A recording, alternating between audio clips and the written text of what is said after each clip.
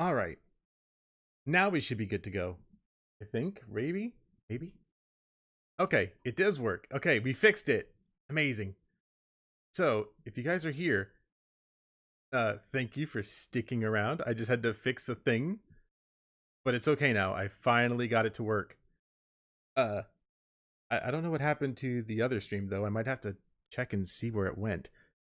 But we're at the beginning, and don't worry, I may have to do something with this. It's perfectly fine if you guys are coming to the stream late. So let's go ahead and get to the thing, the meat of the situation today. As I was saying before, but before I effed it all up, we have a fun video today, a very fun video, uh, and it's gonna be amazing. So recently, if you guys aren't aware, this isn't a video, but yeah, we can laugh at the guy, at the dude, but he came out with a video today, and I'm sure you guys have probably not seen it. It is this one right here, and I don't know, I don't know why that we have to do this 2 times in a row. It's almost like Geoff has no other brain besides one of a very special boy. So, especially on a day of all days. Hashtag this is a hashtag NECRO no bully. We're not a bullying channel, I promise. A year and a half ago, I released a video called Anime Cheat Sheet, where I gave a jokey summary of the first 4 parts of JoJo as a primer for the then newly released Part 5. Which, by the way, on the basis of you don't want people to go into this cold, you make a video like this, and that's perfectly fine. But the thing that people didn't like is the insinuation of telling them that they should skip parts, which you should never do if you're watching JoJo. So you should always be on the lookout. No, this isn't a bully. We're not a bullying stream anymore, okay? We're just critiquing hashtag no drama about a, I don't know what you want to call this actually. The video was mainly intended to make existing fans of the series laugh, but I presented it as a way for newbies to get up to speed on the basics so they could watch the new stuff weekly. And in response to that, a certain segment of the JoJo fanbase, accounting for about 25% of folks who rated the video and maybe 2 or 3% of its total viewers. That's a weird assumption to make, that the people that came to dislike your video were not real fans. I think that this is something that we need to work on, Geoff. People that dislike your video aren't detractors, they just think that what you said was incredibly fucking stupid. But I guess if we had to lump them together, I guess this is the way that you do it. Lost its goddamn mind. You can't be around the JoJo fandom without at least being aware of the never skip parts meme, but I realized in that moment how deadly serious some of the fans are about it. Yes, JoJo fans are very serious. I mean, you don't... Let me put it to you this way, chat. You can't watch JoJo parts out of order. Because when you start to do that, then you don't know who the characters are in the part that you're watching from the previous parts. You really have to be on the lookout if you're trying to keep a coherent story together. And I think that JoJo does a really good job of that by having multiple parts. And it's not like they're gone. You can still go read them. You can go watch them. That's why they've been releasing the anime in order. If they didn't care about order, they wouldn't be releasing them in part 1, part 2, and part 3. They wouldn't be doing those things. Instead, they would leave it up to you, the viewer, to figure out, and then you could blame the company. But instead, it's all here for everyone to see. And for a long time, I felt really bad about how I made that video. I do think it's okay to start JoJo at whatever part you want, but by choosing to introduce it as a thing to help new viewers do that, instead of, say, a refresher for existing fans, I'd inadvertently created this rage-inducing 45-second barrier that was stopping the people who'd probably enjoy the jokes I was making most from getting into the video at all. Well, it's because they're jokes, and we know how your sense of humor is. Usually it borders on the line of, wow, this is really clever, or, man, this is an incredibly nuclear take. But then, about a week ago, when those give a take that'll get your blank card taken away tweets were doing the rounds and a JoJo one popped up, I decided to say it's still okay to skip to a part that interests you. By the way, I would never have seen this tweet because unfortunately Geoff has me blocked on Twitter. Who would have thought that an anti-tuber of all people would block NECRO 13 on Twitter? The world may never know. After reading some, to be clear, not all, of the responses to that tweet, I stopped regretting the intro to that video. Wow. No one cared. I realized that what I'd actually done was taken a bunch of objectively hilarious Joe jokes and with just a few words of framing rendered them completely inaccessible to the kind of JoJo fans who say other people don't deserve to enjoy the series at all if they don't watch or read it the right way. No one says this. So I don't get what this is. This is the no true Scotsman kind of talk that we're looking at here. Oh, well, if you don't watch JoJo this way, I guess you're not a real JoJo fan. But that's not what any of them say. They say if you want to understand the story, or at least these characters, then you should probably start from the beginning. But again, this is all based off of Geoff and the small circle of people that surround him. The ones that probably don't care about actually consuming product in the proper way. Which, you know, to be fair, you could watch JoJo from part 1 all the way to 8. But if you don't watch them in that order, then you have no one to blame but yourself. Because the story is pretty much laid out there for you. And there's something poetic about that. I don't like gatekeepers. We don't like gatekeepers either. But I guess probably not in the way that you're thinking. We as a community, as the community, which is some weird talk anyways, but us as the community, we don't want people to come in and ruin something that is already here and existing. So, for example, JoJo's Bizarre Adventure here. If you wanted to watch JoJo's Bizarre Adventure, there's no one stopping you from physically watching it. You can't just say, oh, well, wait a minute, you're only 18? Sorry, you can't watch JoJo's Bizarre Adventure. No one's doing any of that. What they're saying is, this is generally the way that you would watch it. This is the way that you would want to be able to get the entire story at its fullest value. But instead it's, these people don't want you to enjoy Thing. In my opinion, which is also a fact, the only people who really aren't real fans of things are the ones who actively try to get in the way of other people enjoying those things on their own terms. That's the no true Scotsman thing that we're doing here. So the gatekeepers, they don't want you ruining the thing. If there's a way that you need to consume episodes of JoJo or read the chapters, I would take their advice for it. And I guess he's going to bring up something discourse, because apparently there always needs to be an ongoing discussion, which kind of is a little weird because aren't memes kind of a discussion in a way? Maybe not. Because those people no longer want what's best for the thing they like or its creator, which is exposure, support, and healthy, evolving fan discourse. They just want to turn the space around it into their own unchanging personal comfort zone. That makes no sense.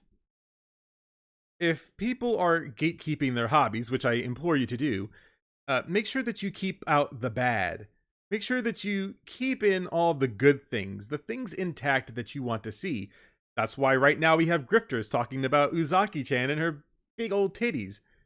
And they're getting upset about it. It's like these things have a cycle, and when the cycle comes back around, we'll be talking about JoJo again in another year, right before part 6 drops. Now, of course, not everyone who objects to skipping parts is like that. Some aggressive JoJo fans, maybe even most of them, just want to make sure that people who get into JoJo's Bizarre Adventure get the maximum possible enjoyment out of it. That's really what most, if not all of the fans want, is that they want people to enjoy JoJo to the best. And if they skip around, or if they don't do the thing in the right order, then it makes no sense. See, we didn't retcon JoJo's Bizarre Adventure, so if you guys have ever looked at anything that might have had a prequel, and it didn't come out until afterwards, I guess the Fate series is kind of that thing.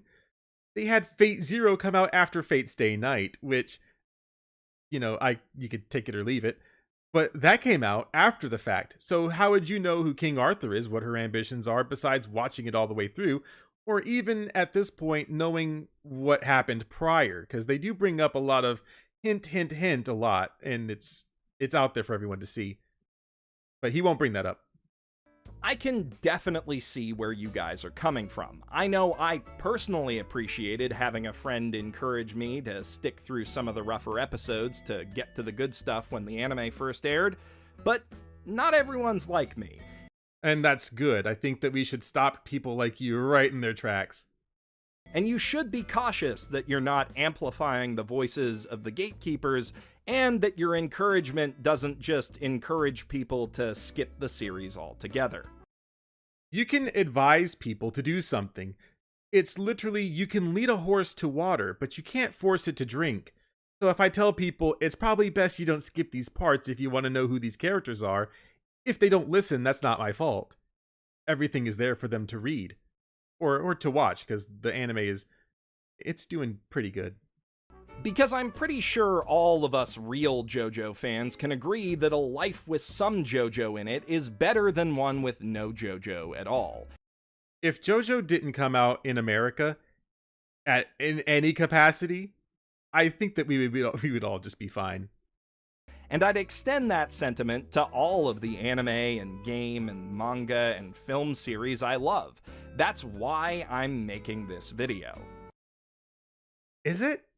To make the case that it's totally valid to get into JoJo or any other thing you think might interest you by jumping over the parts of it that are getting in your way, trying out the bit that interests you most, and if you like that enough, going back to the other stuff later.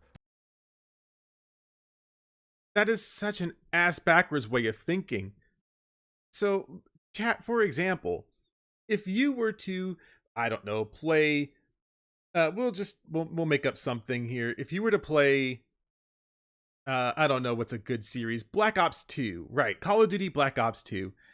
In Black Ops 2, they kind of hint at a lot of the events that took place in Call of Duty Black Ops 1. But if you don't know anything about those, I mean, this is like the worst analogy I can possibly make. If you were to look at it and you were to say, oh, well, I don't know who this character is, but apparently they were in the first one, you wouldn't go back and immediately play the first one unless you hadn't played it before anyways. But most people would probably just be okay with playing Black Ops 2 if they're playing multiplayer. No one plays a story mode in those games. Let's be very real here. You don't play Call of Duty for the story. You get it to get kill streaks and then get mad at people RPGing you. Or not if you don't wanna. And in some cases, for some people, that can even be the best way to get into a thing. No. Just no. The first half of Dragon Ball only made it to air in North America several years after Dragon Ball Z was already an international mega hit. And do you know the reason for that Mother's Basement? Do you know the reason for that, Geoff Thew? Let's see if he brings it up, guys. I would really like to know the interesting history behind it. To American and Canadian otaku my age and older, the story of Dragon Ball began with an evil monkey alien intimidating a random hillbilly, bullying a presumably less evil green alien, then flying off to a tiny island to confront an orange guy with a flying cloud, his brother, it turns out, while he was busy introducing his newborn son to a bunch of other people we didn't know. Then they flew off to fight over that baby near the monkey alien's spaceship until the green alien came back to kill both of them and take the kid. Do you see how poorly he's actually trying to make this sound? Have you guys ever been, well, that's crazy. If you're not on Twitter, don't go on Twitter. But have you ever seen those tweets where it's like, describe your certain thing poorly? That's what he did here, and God, he did a grade A attempt. But the story behind Dragon Ball Z and how it came to be here in America is much different than that of JoJo's Bizarre Adventure. I don't know why he's using this as a comparison. It was a confused jumble of a narrative introduction, and if you were anything like 6-year-old me, it had you hooked regardless. DBZ's distinctive art style and intense brand of action needed no further introduction, and the mystery of who all these people were and how they all knew each other only added to my desire to learn more about it. But you couldn't do that. So this is the point in the video here, because I only watched a little bit of this, just kind of getting the gauge. But this only works in the regard that you don't have access to it. So back in the early, I guess it was early 90s, the mid 90s, late 90s, somewhere in there. If you were watching Dragon Ball Z and you didn't have access to the original Dragon Ball series, that wasn't the fault of you, the viewer. It was more in the fault of Funimation for giving you a story after the fact. So when they wanted to give you Dragon Ball, which was years later, this was what happened. You didn't have access to the internet. Not everyone did. We live in modern years, so where we can just get anything at our fingertips. So technology back then wasn't nearly as advanced, which is why this doesn't work.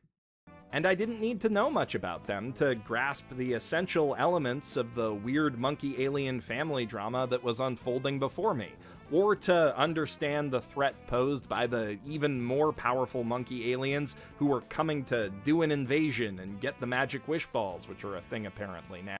The magic wish balls. Thank you, Geoff. And even though my young mind had no concept of what metal even was, I understood intuitively that the tale of Goku's journey through hell itself to get stronger and fight those big bad monkeys off was metal as fuck. It was okay. Let's not hype it up too much.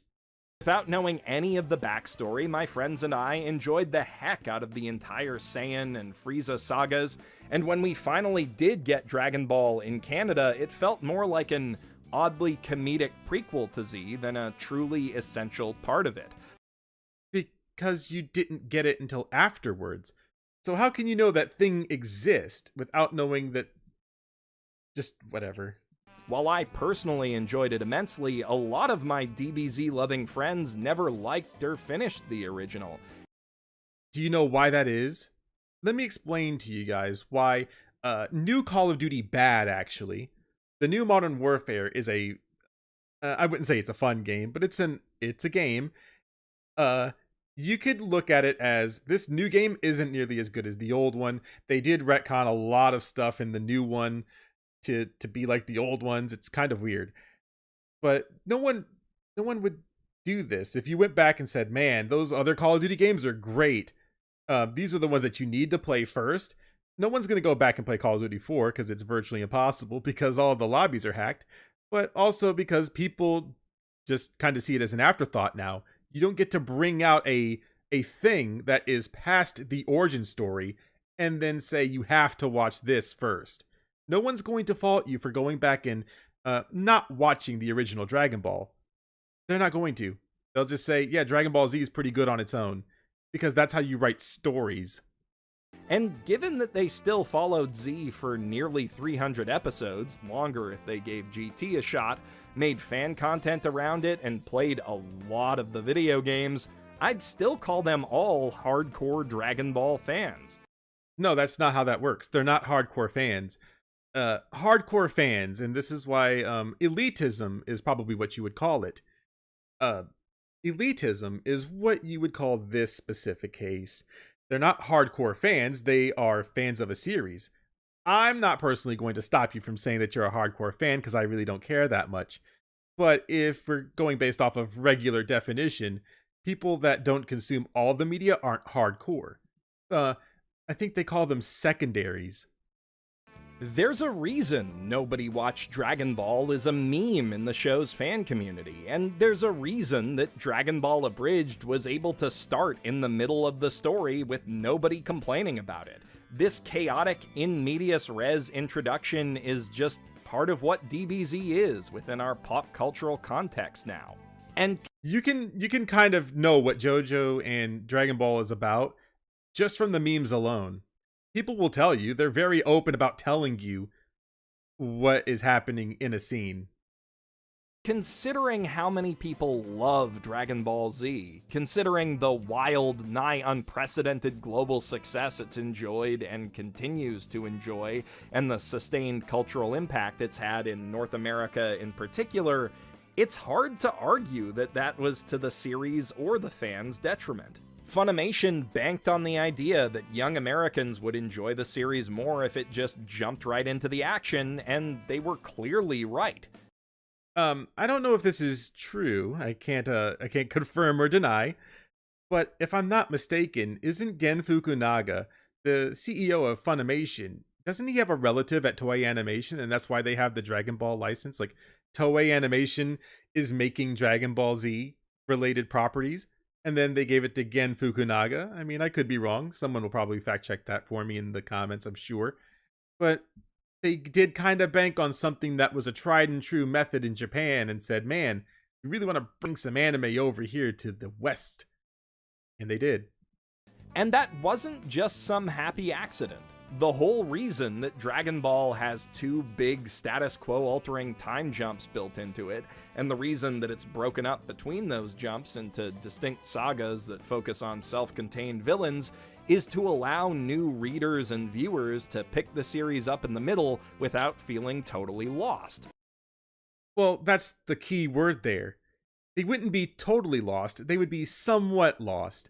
So if we're looking at this clip, for example, obviously we know Frieza dies anyways. Spoiler alert if you haven't seen something that has 400 episodes. Frieza dies, and he shows up in the later seasons. He even shows up in Dragon Ball Super. So if you watch Dragon Ball Super and you're just like, man, I wonder like why this Frieza guy's so important, you would still kind of have to go back to Dragon Ball Z. So he's not really making a good, compelling case here. Out of necessity, it was designed to be discovered out of sequence. So is designed. That's a weird way of putting a thing that doesn't exist into effect. It's not designed to do a thing. It's because they wrote a story. That's it. Is almost every TV show that's not a streaming original. Before the existence of streaming platforms, that's a Crunchyroll shill segment. That was just how you found new shows to watch. You'd surf around until you saw something that could hold your attention, enjoy the self-contained elements of that episode's storyline, and then, if you liked it, you'd keep following the series, trying to piece together whatever you missed until a rerun or marathon came along to help you get caught up. That's the fault of modern technology. So back then, you're all kids to me, if you kids were able to go back in time, let's just use our thinking brain here for a second. Toonami would obviously run their stuff in the middle of the day. Sometimes they would have a marathon for like an hour or two, who knows. And they would have all of the episodes kind of broken up sometimes. Like if you were just watching it on a random day, and if you missed a day, guess what? You're out of the loop. But now we have the internet where you can go onto not Crunchyroll and definitely not Kiss Anime, where you can download entire seasons of shows and you can watch them all whenever you want to. You can take them with you. It's modern technology. Shonen Jump's entire business model is built around the idea that readers will buy the magazine to keep up to date with a series they already like from TV or tankobons, and then check out the other stories printed alongside it because, hey, they already own the whole thing and they may as well get their money's worth. That's why they're always cycling in new series. But I thought you said it was because of exposure, but does exposure not matter now? But it's also why every successful long-running Shonen Jump story is broken up into discrete arcs and sagas with self-contained plot lines and unique supporting casts. That's not true either. In JoJo's Bizarre Adventure, since this is the video that he chose to title it after, in JoJo's Bizarre Adventure, those stories, they're not really self-contained. If you think about it, they're not really self-contained. So if you were to watch, we'll just make up one here. If you were to watch part 6, and they keep mentioning Dio, how Dio is essentially the influence for the main villain in that arc, if you will. You wouldn't know who the fuck Dio is unless you went back and watched part 3, or Even if you did, you would be like, man, what's the big emphasis on this dude? Why does he know all of these characters? Then you'd have to go back and you would have to watch part 1. Do you see my point here, Geoff? These series need new readers to stay competitive, and these arcs and their new characters give those readers a chance to enjoy a more digestible part of the story in the hopes that they'll eventually be hooked enough to go back and binge the rest, or just keep going from there because, again, they're already buying the magazine for One Piece or Haikyuu or whatever. They may as well. They don't do that, though. They already, see, when they write a story, they're not going back and telling you every single thing that happened. It's not on, like, the last episode or the last season of this. They're showing you the story as it's going forward, not as it's going backwards.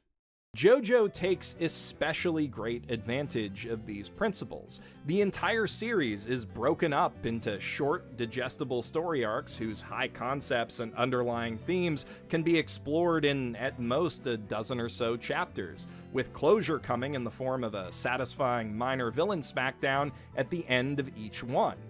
And these villain arcs build up to conclusive finales in the space of just a few years. They're not conclusive, though. They've been battling literally enemies of Dio for how long? Since part 1. So part 1, Dio made enemies. Like he made his own army of thing that go out and try to kill off the last of the Joestar bloodline. And that's kind of still a thing, even all the way into part 6. And then if we really want to get technical, technically into part 7, but Dio doesn't really exist then. It's only Diego Brando, so you really don't get to have that conclusion that you're looking for. None of these conclude. They just go up on the list of things that Dio has fucked up, giving way each time to an effective series reboot with an entirely new cast, central antagonist, and storyline to follow for new readers to jump on the JoJo hype train. Honestly, it strikes me as pretty asinine that hardcore fans of JoJo in particular are so insistent that people follow the one proper orthodox reading order when Araki has gone out of his way to create so many different accessible jumping on points for new fans. He hasn't, though. I want Geoff through. This is what he should have done. He should have told me where those jumping off points were. So if you were to watch JoJo's Bizarre Adventure, where would you start at? And then ask yourself, man, if I started here, would I know any of these characters? And if the answer is no, I wouldn't know any of these characters, then guess what? You're not doing it the right way. Out of a cast of dozens, only 7 characters play significant roles in more than one part, and 3 of those are split between Phantom Blood and Battle Tendency. The long-term continuity of JoJo only really becomes essential to plot comprehension in Part 6 and arguably the very end of Part 3. In What? the rest, it's mainly lore, fan service, and non-essential character development. But every part has a new... whatever.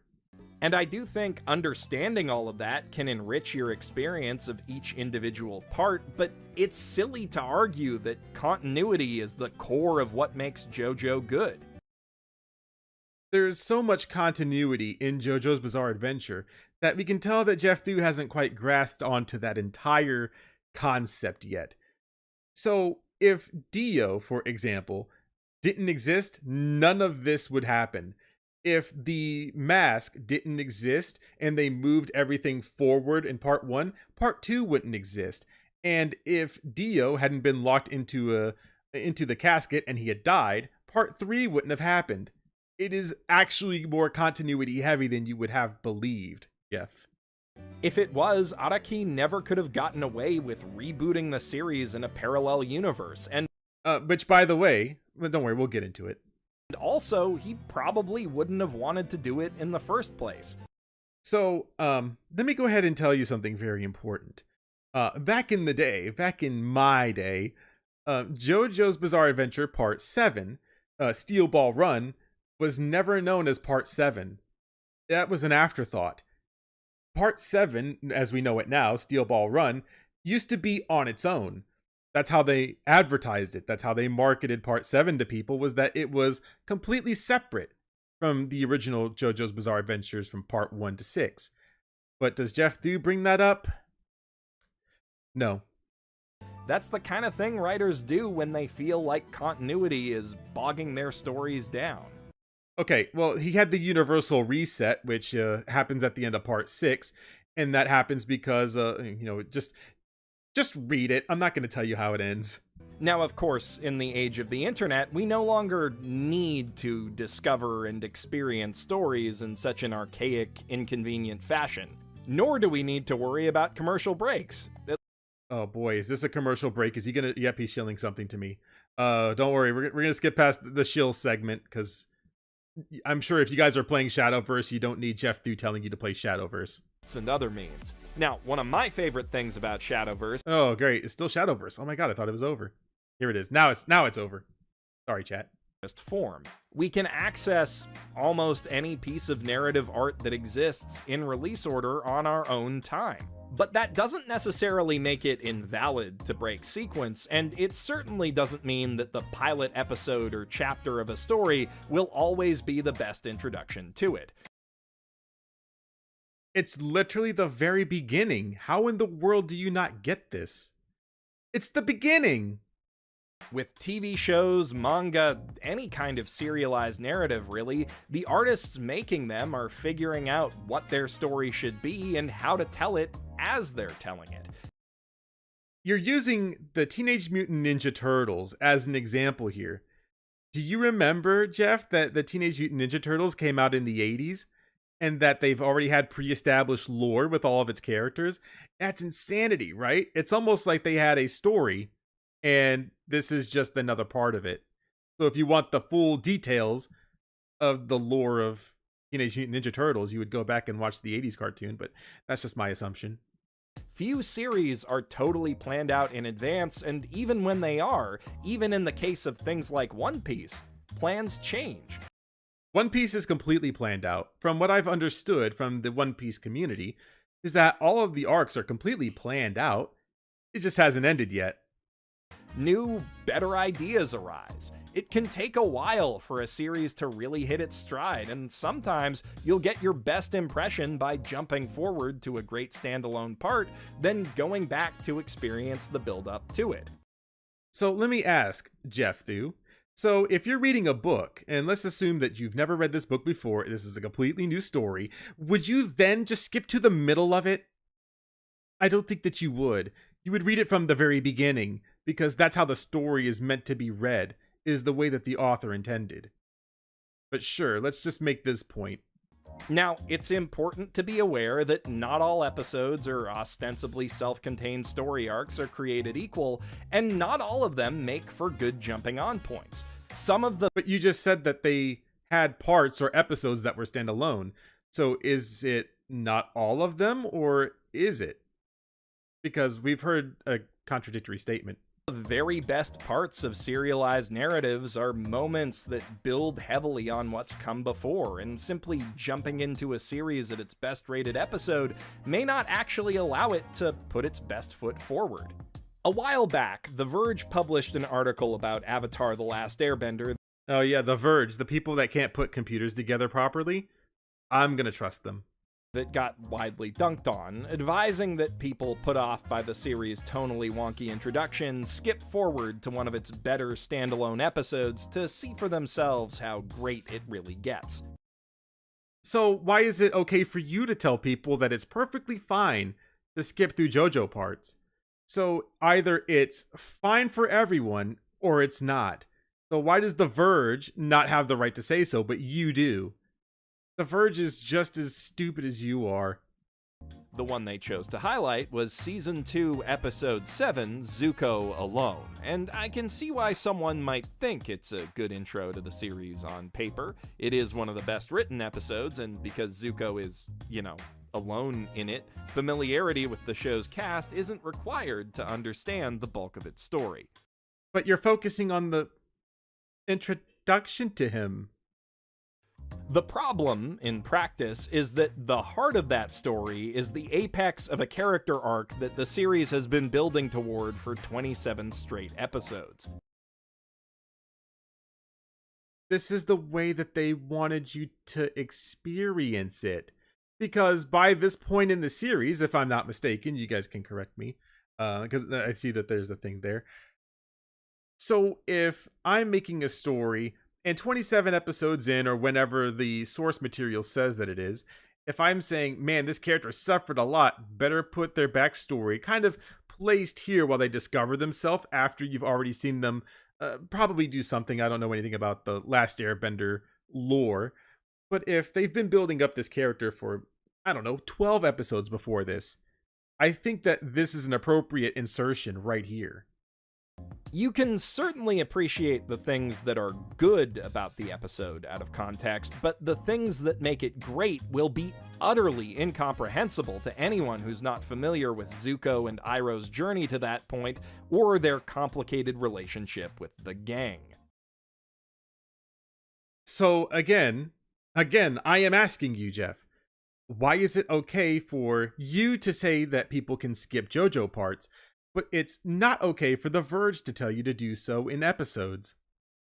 That's gang with 2 A's, by the way, a pun that makes about as much sense outside of text as Zuko alone does out of context. That's a funny one. Considering that the question of who Zuko will become under his uncle's influence is a big part of what makes them both interesting villains in the first season, you could even argue that starting there might harm your viewing experience overall. It certainly has the potential to blunt the impact of episodes like The Storm and The Blue Spirit, but that said, I do know some people, anime fans, who have been turned off by Avatar in its first episode, so how would they have been turned off by the first episode if that's the one that they watched to get into it? Why is this not making any sense? I do see the value in the idea behind the article, and I would instead suggest that such folks dip their toes in with the series' first two-parter, Winter Solstice.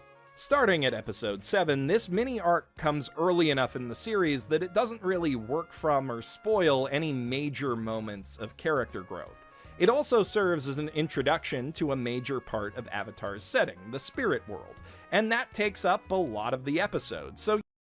But why, again, I'm struggling to understand why we think it's okay for everybody else to skip some JoJo parts, but it's not good that The Verge told you to do so. But now you're saying that, yeah, you can probably skip to episode 7?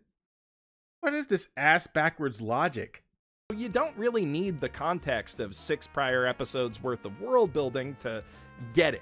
It highlights what each member of Team Avatar brings to the table pretty well, and the B-plot with Zuko and Iroh lets you get to know them as individuals before they're thrown into conflict with Aang in the second part of the storyline. That second part, for its part, gives the main cast even more chances to shine, does a lot to establish the fascistic rot that has infested even the most sacred corners of the Fire Nation, while showing us that there are still good people resisting it there, and demonstrates how satisfying the series' non-episodic narrative payoffs can really be. This seems like a bunch of fluff for nothing that is actually telling us why we should maybe be skipping JoJo parts. This is telling me why I should not ever watch Avatar: The Last Airbender. Is that how I'd want to watch Avatar for the first time? No. Then why are we arguing about it? But for someone who's seen a bit of the pilot and thinks its peculiar blend of anime action and Nicktoons goop humor just isn't for them, Winter Solstice offers a chance to glimpse just how good the series gets without really spoiling anything that comes before or after it. But to get the full experience, though, you would need to watch the other episodes. So why in the world would I skip through the first episode, the first 6 episodes of Avatar: The Last Airbender, if that gives me insight on who these characters are before episode 7, where you said that it would be appropriate to enter in the series? This makes no sense, Geoff. And if that's what it takes to get someone to watch one of the best shows ever, it's totally worth sacrificing the theoretical ideal that they were never going to experience. And even then, in a lot of cases, it is kind of presumptive to just assume that the release order is the ideal way to experience a story. But what if I wanted to watch, God forbid I ever wanted to, The Legend of Korra? Why in the world would anyone ever want to watch that anyways? But let's say I wanted to watch The Legend of Korra, and then I didn't watch the original Last Airbender. Is it acceptable then, Geoff Thu? Sure, in the case of Avatar, which follows the same cast of characters as they develop progressively while working toward a singular goal, watching every episode in order except The Great Divide makes a lot of sense. But sometimes a non-linear narrative can be more satisfying in its own way. And sometimes the linear path is kind of covered in broken glass for the first 20 feet or so, and you really just want to go around it. But to get the... I can't wrap my head around it. But his whole point was, I can see why the Don't Skip JoJo parts fans would not want you to skip. It's to get the full experience of the entire JoJo story. And the same can be applied here. I wouldn't want you guys to skip the first 6 episodes because then there might be some important story, but, according to him, you wouldn't miss anything anyways. So why in the world would I still want to skip? Painful as it may be, 6 episodes, 20 feet, whatever, that still makes no sense. Okay, this is a very brave and controversial take that no JoJo fans ever heard before, but oh boy, let's get ready. Phantom Blood isn't the best act. Okay, we can go ahead and just disregard any opinion from this point forward. If we hadn't already, you can definitely do so now. Actually, it's weirdly paced. Fully half of its cast is entirely forgettable, like nobody would remember Dyer without Straits, and we only remember him because of Part 2. But you wouldn't know who that is unless you watched Part... Do you see my point? And while its action is certainly bizarre, it's not particularly cool or dramatically satisfying outside the 2 fights with Dio, and maybe that one bit where Jack the Ripper pops out of a horse. Does this dude remember anything from JoJo's Bizarre Adventure? Araki was still figuring out what the series should be as he wrote it, and while it gets good toward the end, it shows. The anime... It gets good towards the end because you're building up to Dio and his newfound army. He's living in a fucking castle. He's ready to try to exterminate Jonathan. Jonathan just got to him first. Does tweak some of those problems and fix the part's ugly Fist of the North Star clone artwork, but this dude really just said that this is clone artwork of Fist of the North Star. Never mind that this was somewhat inspired by Fist of the North Star. That's why Jonathan dresses the way that he does. This clone? But still, if I didn't have a JoJo fanatic friend telling me as every episode aired, yeah, it's rough, but stick with it, trust me, it gets good, honestly, I probably would have dropped it around episode 5 or 6. Because things are too hard to understand. I'm sorry, Geoff Thu. All of us have great thinking skills and can comprehend how episodes work. If that were the case, why did you watch Dragon Ball? Because they did nothing for like 5 episodes in a row and you still stuck through that, apparently.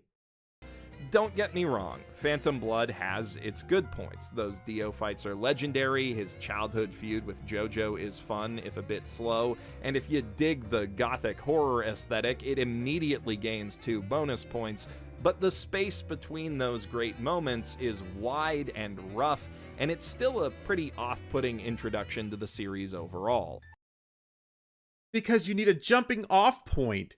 So when you're watching JoJo's Bizarre Adventure, the first episode gives you the overall villain of the entire series. It gives you the overall protagonist of the entire series. The bloodline starts here. This is literally the origin story. This is the very beginning, so you don't have to go... You can't go, first of all, you can't go backwards from part 1 anyways, but you can only go forward. Again, media back then, when you're comparing it to Dragon Ball Z, for example, it didn't have Dragon Ball existing already here in America. So why are we bringing up the fact that this is slow when it's building the story for you? I know more than one person who bounced off Phantom Blood, even with encouragement, and only came to love JoJo after checking out Stardust Crusaders. So he skipped part 2, so now we know the kind of friends you deal with. Frankly, unless you're a big gothic horror nerd, I think you'll get a better first impression starting with any other part, and the manga's own history kind of validates that position. From what I can gather, JoJo languished in relative obscurity within the pages of Shonen Jump until parts 3 and 4 drew in new readership with the more unique battle concept of stands. Okay, so this gentleman, Geoff Thu, has obviously never seen anything outside of JoJo's Bizarre Adventure really be a thing. The reason it was popular is because here anyways, is that it was kind of popular in Japan, but even then, JoJo's Bizarre Adventure was still one of the well-written parts of Shonen Jump magazine. So if you guys remember a game called Famicom Jump is a game that incorporated a lot of different properties from Shonen Jump as their anniversary was coming around. In it, they had Part 1 and Part 2, and you could play through them in the Famicom Jump games. But apparently those weren't popular. Apparently. I mean, I don't know how we're really basing it off of that, but sure, if people want to see fights, some of the most manly shit happens in Part 2. Part 3 is just kind of, not. Having Japanese protagonists and a modern setting probably didn't hurt either. People tend to like things that are like things they already like. My brain just hurt. What? Hurt either.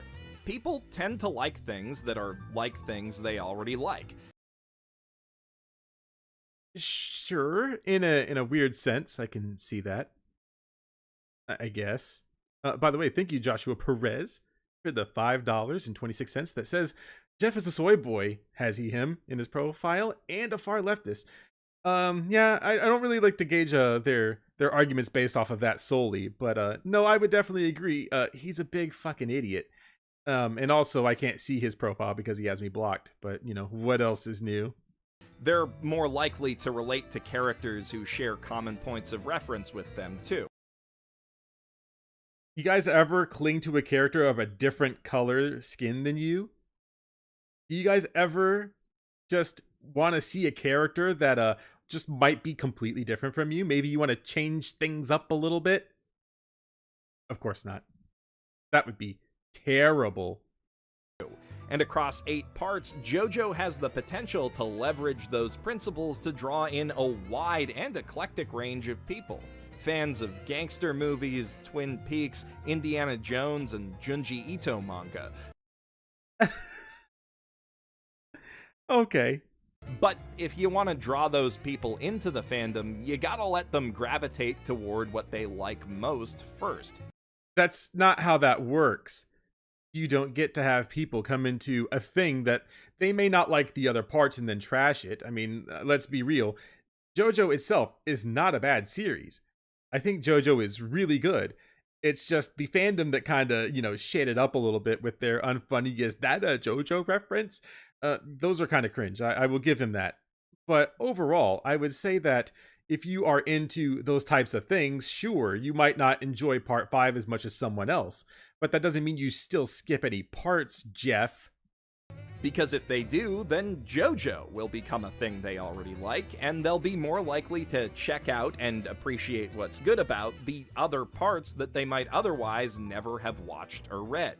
So when you see Part 5 and then you're noticing that people have stands and they start talking about stands, do you never just want to go back to Part 3 where they literally explain it?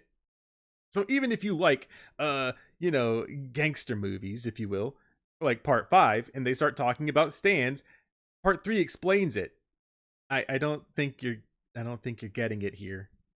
I no longer regret how I started that anime cheat sheet video, but I do regret that I didn't end it by calling on viewers to watch and read the rest of JoJo if they like Part 5. But you already told them what happens in it, so why the fuck would they read it now? I figured they would. Unlike some of the people who got mad at that video, I don't think anyone's dumb enough to honestly see 24 minutes of jokes as a suitable substitute for over 40 hours of television. Then why'd you make the video, Geoff? But I still wish I'd hedged that bet. Because I do think that everyone who's interested in JoJo will get the most out of it if they watch and read every part of it, barring there being some aspect of a part that they just can't tolerate, like that one Nazi who's a main character in part 2. I know that's off-putting to a lot of people. It's really not, because it's a part of the story. It takes place during the part of the story. I just don't think they need to do it in order. JoJo's parts are designed to work as standalone stories, and by the way, so something that's bothering me. Hang on, let me go back a second. Part 2, I know that's off-putting to a lot of people. I just don't think they need to do it in order. Does Geoff Thew know why the Nazis were there? Does he know why the German people were there?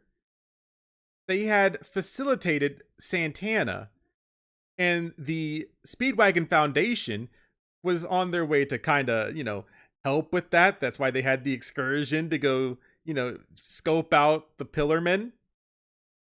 Of course they wouldn't know that, because that's a part that they skipped.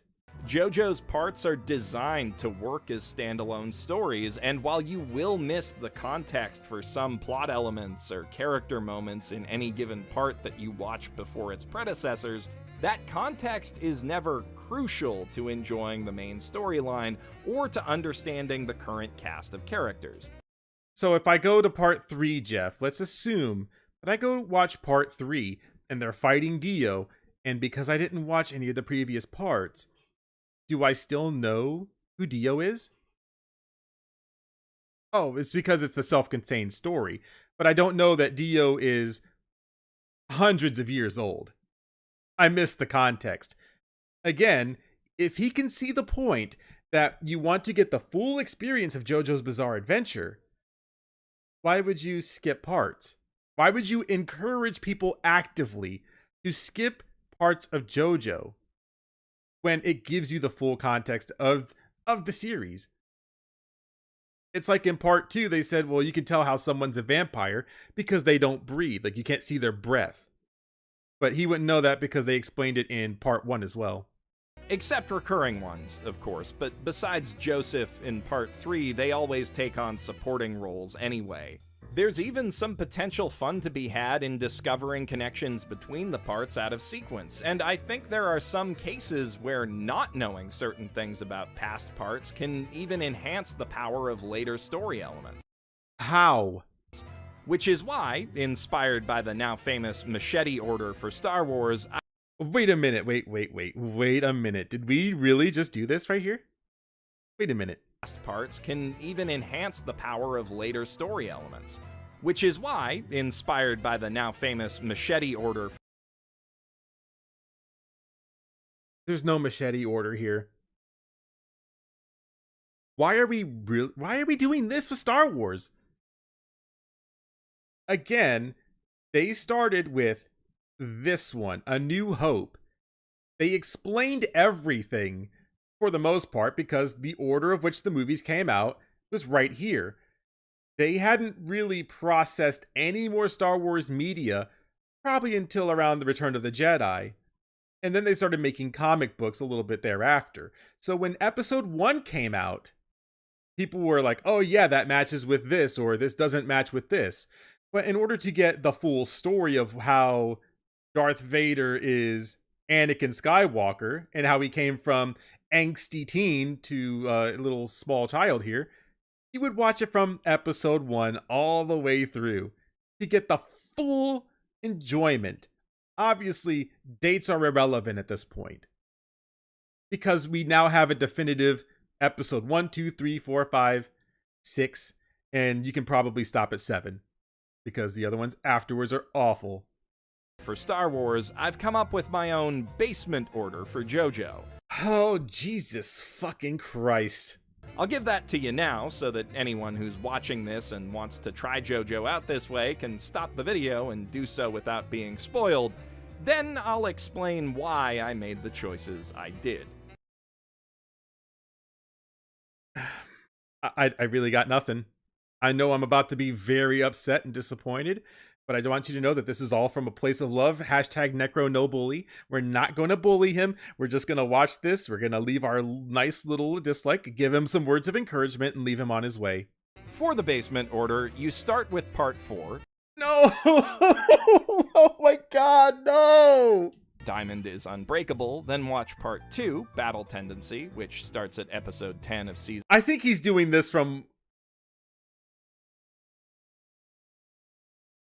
Season 1.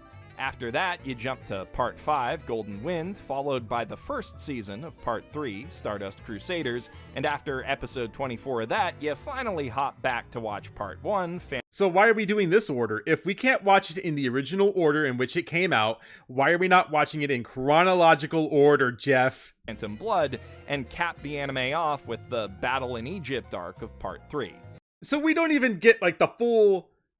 manga. He's just telling us to go to episodes and arcs and everything. You know, I would think that this is a trolling video, but seeing as how Geoff made this video and he was dead set on telling you how this goes, I don't think it's a joke anymore, guys. Then you can read part 6 of the manga, Stone Ocean. 7 and 8 are in their own continuity, so you can worry about those separately, but... No, because then in JoJo Leon, if you guys don't know, let me go ahead and spit some facts to you. In JoJo Leon, they reference Johnny Joestar and how he collected the body parts of Jesus. But you wouldn't know that without Steel Ball Run. So why can't we just change those around? Because then if he references the story, then we can just go to Steel Ball Run, according to you, Geoff. You fucking jerk. You really should read them because they are the best parts of JoJo, hands down. Because they are bizarre. Get it? Now, here's the rationale for why I put the parts in this order.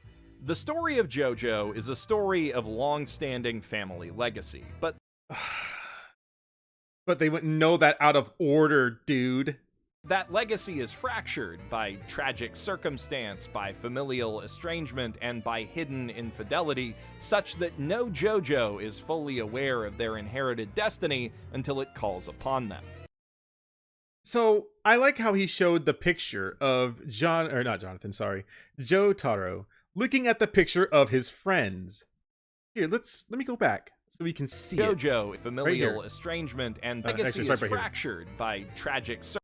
This. So he shows this. So if you start at part 4, right? This is how he's trying to do the big brain strategy with you.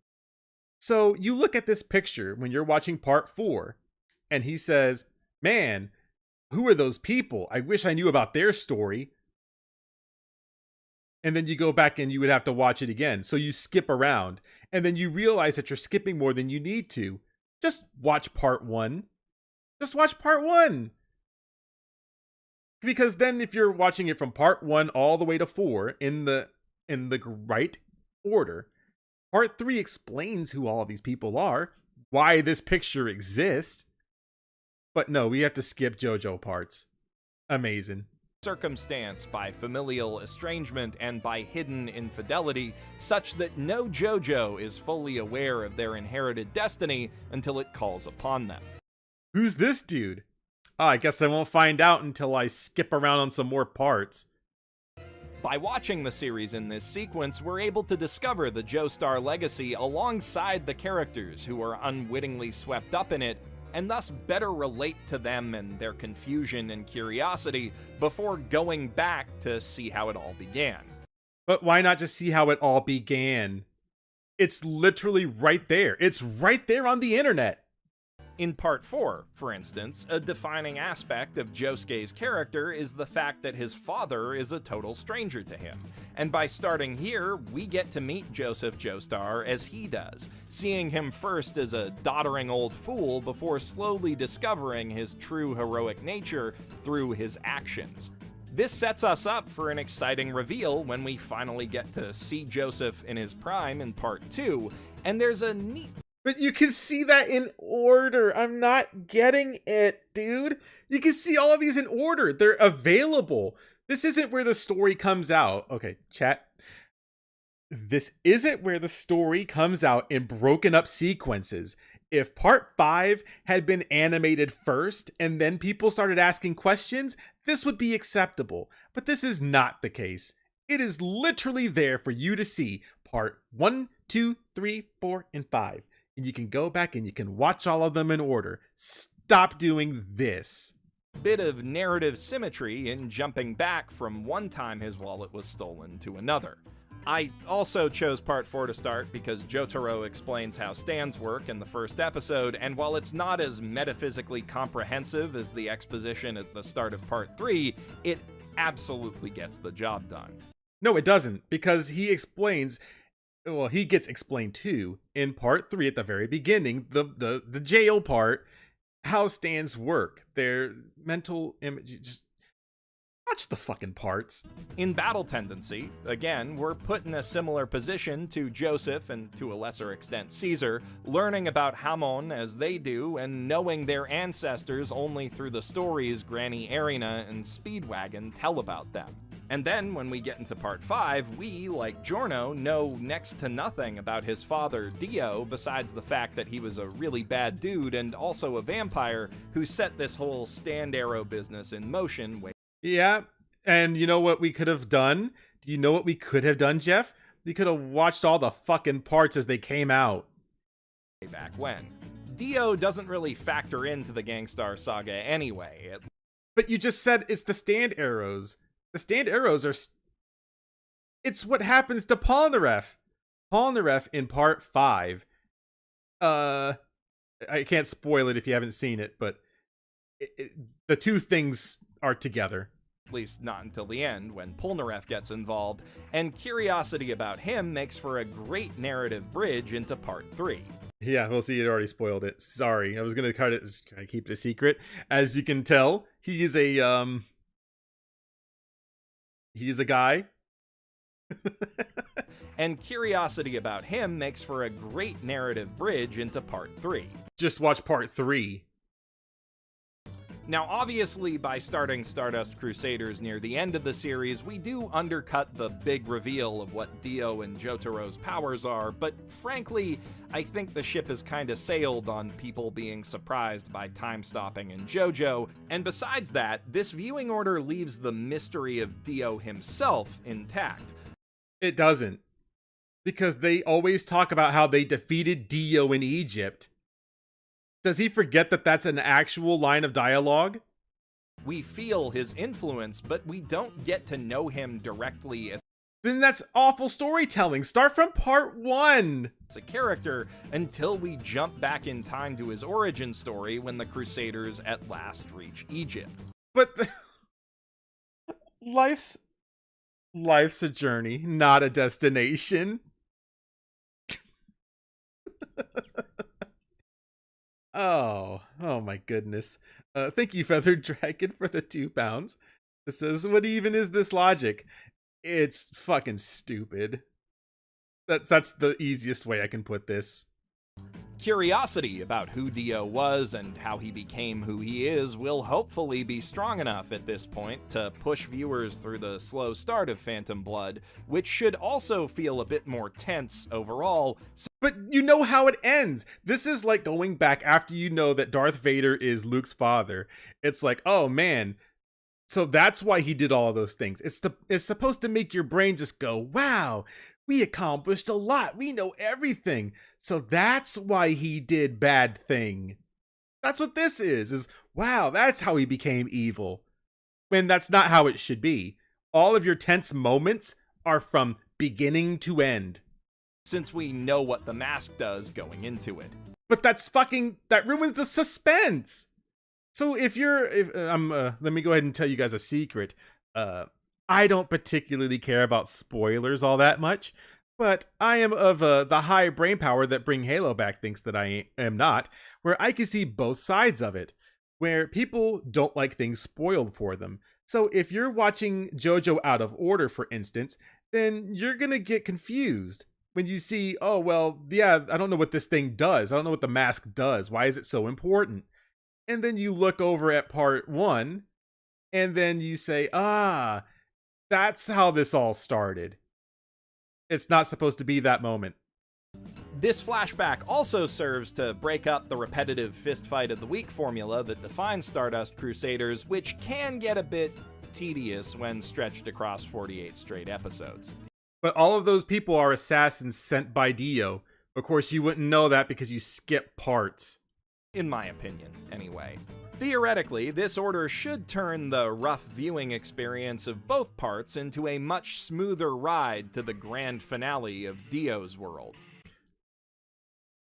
You build up to get to... Oh my god. Which is still, in my opinion, one of the best goddamn fights in this series, and should make for a heck of a satisfying finale to it. From there, if you're so inclined, you can go on to read Stone Ocean, or otherwise wait for it to be animated. But why? Because technically you could start with Stone Ocean and be like, oh man, this girl's in jail? Who's that? Oh, it's the daughter of Jotaro Kujo. But, oh wait, it's a callback to the beginning of Stardust Crusaders, because that's how it started in the... I can't implore you guys enough. Please do not skip JoJo parts. If you really want the full story, it's available for you guys to read virtually anywhere. You can watch the anime anywhere you want. Episodes 1 to fucking a million. Part 1, 2, 3, 4, 5, all that stuff. It's available for you to see. You don't have to wait for part 5 to be animated first, and then they say, maybe we should do part 2 next. Either way, you'll be primed to enjoy it as a celebration of everything you've watched so far, and as a more direct continuation of Dio and Jotaro's respective legacies. So, is this basement order the truly definitive way to watch JoJo? I really hope he says no. Please, chat, let's hope he says no. Of course not, and also, that's not really the point of this thought exercise. This is a thought exercise, so you're punking us. So what is the proper way then? Oh, wait, that's right, reading it from part 1 to 8.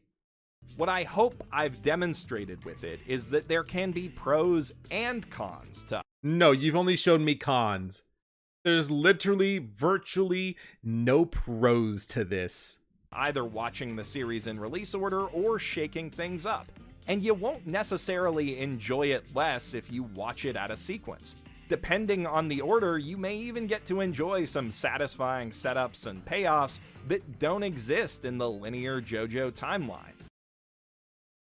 You know, a common complaint that I hear, if you guys are weebs that I know you are, you guys have probably played Final Fantasy VII. I know a lot of you have. So, in Final Fantasy VII, the remake, I hear that they kind of stretched out some things, but they kind of didn't, do a good job with it. But a lot of the things that people liked about the original Final Fantasy VII was that it was linear. They don't want an open world game. They want something that's a linear thing. Or maybe it's not so linear. I know with Halo Infinite, the open world thing, people did not like it. They said, I don't want this open world Halo game. I want my linear handcrafted episodes of levels that I go through. I want to be able to have this linear story instead of going from mixed mashed missions scattered across an open world in this ring. I don't think that he gets this part. People know the JoJo linear path, but that's because it literally tells you everything you need to know in an exact order. And that's not only true of this watch order. Obviously, not every possible random approach you can take to JoJo, or any other massive franchise for that matter, will deliver as smooth a ride as something planned out by someone who knows the material, or the standard chronological order. But that's where you, as a JoJo fan, can help your friends find a way of tackling the series that works for them and is still satisfying overall. Watch part 1 all the way to part 5 as it's out right now. That's my advice to you, my friends, here in the chat. Go watch part 1, and then you complete it, and you watch part 2, you complete that one as well, and then you move to part 3, you complete that one, and then you go to part 4, you complete that one too, and then guess what? Surprise, surprise, you get to part 5, and then you complete that one too. There, I just saved you guys the stress of having to figure out where you should start. If you can get past the idea that there's this one perfect way they have to go about it. I've said it before and I'll say it again. The more JoJo you have in your life, the better. So watch it from part 1 to part 5. So the best approach to exploring the series, in my opinion, is whatever gets you the most excited about it. I love how we're hiding behind the shield of, this is just my opinion. You guys can do whatever you want that works best for you. No, Geoff, that's not how this works. It is almost objectively the best way to watch part 1 through part 5. You skip around, you lose things. Even if that means you only ever watch the Handsome Mafia Variety Hour or Scooby Hairdo and fill in the blanks with a wiki. Or you go full chaotic evil and exclusively read the light novels. Honestly, Why would... Oh, Jesus Christ. I'd love to hear what someone who does that thinks of JoJo. Well, they're invalid anyways. So, why did we make two graphs to talk about where you should start with JoJo? Lawful good. You mean the actual way to do it. Chronological order, part 1 through 5. Neutral good. Starts with part 3, then goes back. But why would... Chaotic good, the basement order, which, by the way, you should never do. This is not chaotic good. This is just stupid. Lawful neutral only watches the anime. There are anime onlys. They don't have to care about it. But even then, you start from part 1 and you go to part 5. True neutral only reads the parts that sound interesting. Yeah, I guess you could, but they wouldn't enjoy it as much as people that have seen all of it. Chaotic neutral only reads parts with the best memes. I think that this should just be labeled the stupid category right here. Only reads the light novels. This isn't necessarily stupid, but there's a reason that it's a manga. The neutral evil is only watches part 3 through 8. Why you would do that makes no sense. Other than you just don't care about time skips. And then lawful evil, which is only watches part 1 and 2. Technically, it could end there, because you're already under the assumption that Dio is dead until you get to the end of part 2, and then they hint at it, and then you can just say, wow, that could be a good setup. But unfortunately, part 3 was made. And the same goes for anyone who's experienced the series differently from me. Hearing varying perspectives on things I like only ever enhances my own appreciation of them. That's a big part of why I make these videos and still read the comments despite the advice of my peers. Maybe you should start listening to them, Geoff. Maybe you should stop making bad volcanic takes like this.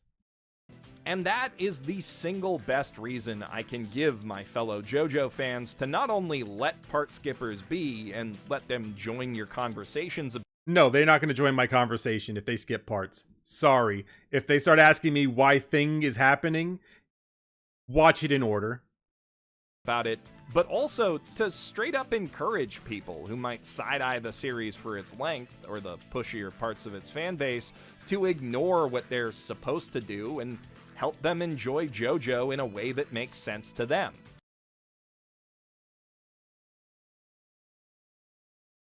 I don't know if Geoff has any critical thinking skills. The bigger and more varied this fan base gets, the more interesting it'll be for all of us who take part in it. May I remind you what happened to the Legend of Korra and the Last Airbender things? I just want you to remember that those are things that are currently happening right now on Twitter, and it's not enjoyable for anyone. I'm Geoff, the professional shitbag. A good thing he's aware. That's the end of the video. We did it, and we only killed all of our brain cells to get to it. I'm very happy that that was the case. Now you guys don't have to suffer on your own and watch this video about skipping JoJo parts. I wish there was more that could be said, but it's very simple. I think Geoff has done a good job in telling us why I shouldn't have made that original video. I was actually going to make one on his video about the part 5 primer, the cheat sheet, if you will. And I thought, yeah, that's pretty easy, but the whole video would just be me saying, read all of the parts in order.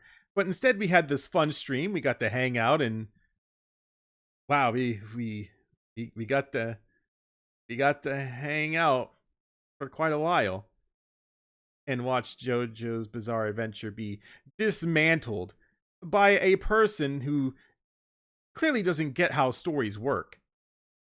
Him and Misty Cronexia both. I don't think that they'll ever truly understand how stories are supposed to be, but maybe that's just a me optimistically thinking about the future. But I'm glad that we were able to watch this together as a family, and we were able to experience this trauma. I probably owe you guys more money than you think, because every time that I sit here with a new video, I wish I could tell you that it was from a place of love. Now, if you're wondering, I know that oh man, thank you, Mad Beast Yeti, for the Canadian $15 that says JoJo the worst. Stands are dumb. Dio's best girl. Hashtag Necro no bully. Yeah, we're not bullying here, by the way. This is not a bully stream. We're just having fun laughing at really volcanic and nuclear takes here. So I guess that's the thing that's happening. So I think that's really all I have. We've been here for an hour and 15 minutes. So if you guys have something better to do, which I know you do, all of you guys have important lives to get to rather than watch Mother's Basement just be a special boy on the internet, you can go to that video right now. It's linked in the description, as every video that we ever cover. I have a new video that's up currently for Patreon people and for channel members. So if you're either of those two things, the new video for next week is out right now, and you can watch it in all of its entirety. And Necro bullies his mods. Oh my god. Edgy, if I bullied you, I would give you a big old hug. But you guys stay safe from the Rona, and also make sure that you wash your hands and wear your mask, even if it's just for like 5 minutes. It's fine. Just do whatever you do. But I hope you guys are safe. Thank you guys for stopping by the live stream. If you haven't already, make sure you follow me on Twitch, where we do streams. I might have to shift my schedule around tonight, but usually on Saturdays we do story games. And right now we're in the midst of Death Stranding. And no, I'm not smashing the BB. I promise we're not. So